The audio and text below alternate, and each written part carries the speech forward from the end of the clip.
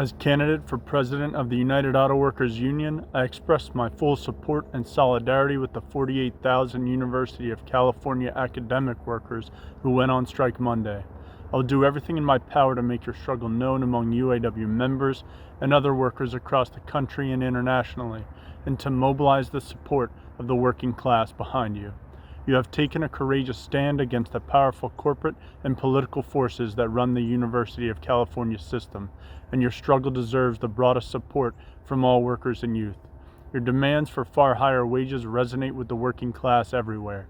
You live in one of the most expensive states in the U.S., and many of you struggle to afford daily necessities, including rent and childcare, and are forced to skip meals or are even homeless.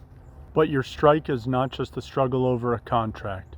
You are engaged in a political fight against the Democratic Party, which controls every level of state government, from the governor's mansion and both houses of the state legislature to the UC Board of Regents. The strike raises the question, who will determine how society's resources are distributed? I am a socialist. I insist that trillions of dollars be redeployed to finance public education. Free, high-quality university education must be guaranteed for all, and a genuinely decent, livable income provided to university workers. I call for an end to corporate tax cuts, bank bailouts, and military spending for conflicts with Russia and China, which threaten to spiral into a nuclear war. It is a complete lie for Democratic Governor Gavin Newsom and the UC Board of Regents to claim there is no money to provide you with living wages and other necessities.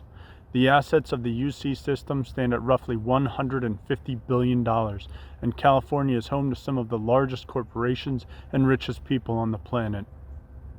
Appeals for justice directed at Governor Newsom and the Board of Regents are worse than useless.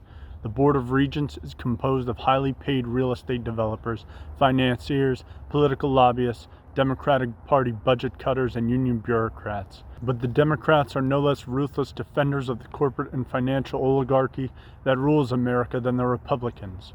The Biden administration has already deported more asylum seekers than Trump.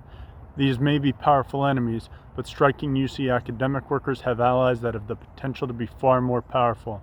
In Wisconsin and Iowa, over 1,000 CNH heavy equipment manufacturing workers in the UAW have been striking for more than 6 months, and 250 UAW workers at the publisher HarperCollins walked out last Thursday.